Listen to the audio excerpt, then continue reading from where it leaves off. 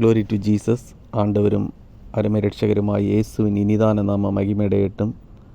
கிறிஸ்துவுக்குள் அன்பானவர்களே, உங்கள் அனைவருக்கும் இயேசு கிறிஸ்துவின் இனிதான நாமத்தில் அன்பின் நல்வாழ்த்துக்களை தெரிவித்துக் கொள்கிறேன். கிறிஸ்துவுக்குள் அன்பானவர்களே, இன்று ஒரு சில கருத்துக்களை உங்களிடம் கூறலாம் என கிறிஸ்துவுக்குள் விரும்புகிறேன்.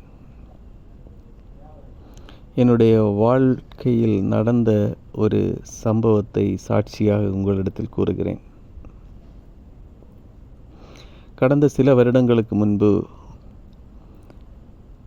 என்னுடைய வீட்டிற்கு முன்பிருந்து என்னுடைய சைக்கிள் காணாமல் போய்விட்டது. அந்த சைக்கிளை நான் பூட்டவில்லை. பல இடங்களில் தேடினேன், சைக்கிள் கிடைக்கவில்லை.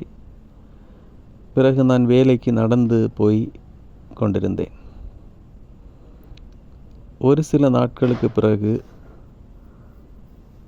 நான் போகிற வழியில் ஒரு சைக்கிள் கடை இருந்தது.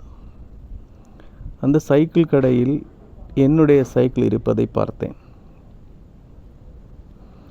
நான் உடனே அந்த சைக்கிள் பிஸ்னஸ் பண்ணுகிற ஓனரிடம் நான் கேட்டேன், இந்த சைக்கிள் என்னுடைய சைக்கிள் எப்படி உங்களுக்கு கிடைத்ததுன்ட்டு.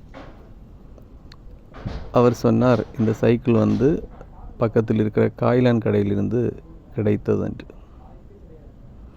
பிறகு காய்லான் கடையில் விசாரித்தேன். அவர் சொன்னார், ஒரு நபர் கொண்டு தந்துவிட்டு என்னிடத்திலிருந்து பணத்தை பெற்றுக்கொண்டு சென்று விட்டார் என்று.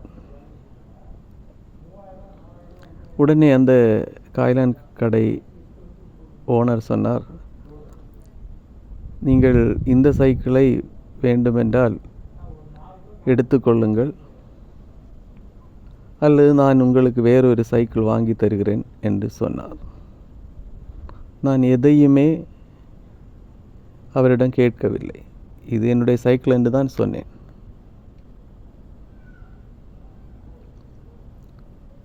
பிறகு நான் சொன்னேன், நீங்கள் வேண்டாம், எனக்கு இந்த சைக்கிளை நீங்களே வைத்துக் கொள்ளுங்கள் என்று சொல்லி நான் அந்த இடத்தை விட்டு நகர்ந்தேன்.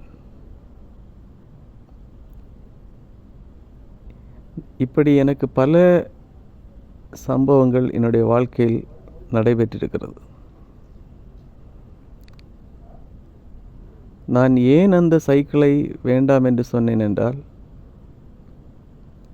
அந்த சைக்கிளை வாங்கினவருக்கு தெரியாது, அந்த சைக்கிள் என்னுடையது என்று அவருக்கு தெரியாது. அவர் பணத்தை கொடுத்திருக்கிறார்.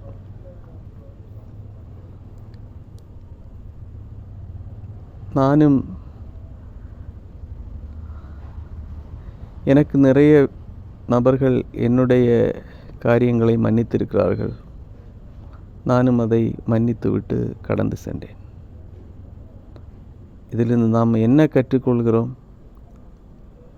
நாம் எப்போதுமே மன்னிக்கிறவர்களாகவும் சகிப்புத்தன்மை உள்ளவர்களாகவும் காணப்பட வேண்டும் என்பதுதான்.